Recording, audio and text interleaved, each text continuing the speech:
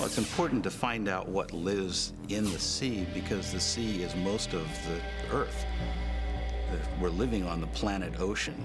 Most people realize that 70% of the Earth's surface is covered by water, but don't realize how thick the living space is. The average depth of the oceans is almost 4,000 meters. And if you think about what lives on land, most things on land are confined to within tens to a few hundreds of meters of the surface. So if you multiply out the area covered by the ocean, what you find is that well over 90% of the living space on Earth is in the ocean.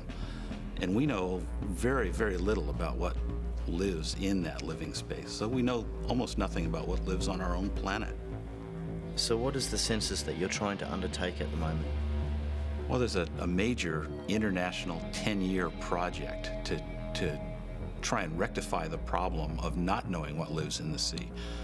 We're looking at various marine ecosystems to figure out what the best way is to find out what lives in these different ecosystems. And once we've worked out the details for a particular ecosystem, then those methods can be expanded to other parts of the world to learn more about what lives in the world's oceans. So if we didn't try and find out about the creatures that live in the ocean and complete this census, how much of a tragedy would that be for the animals and for us, ourselves, and the environment? Well, again, my opinion is that we know so little that we can't even answer that question yet. We can guess that it probably would be a tragedy for the Earth because things are changing and we don't know what it is that we're affecting. But as I said, we know very, very little about the seas.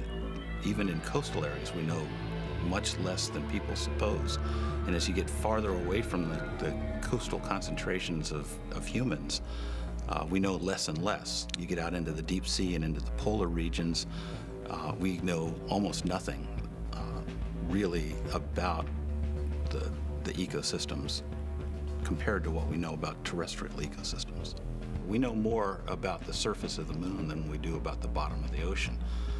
I have heard that there have been more people who have gone into outer space than have dived to the average depth of the ocean, which is 4,000 meters.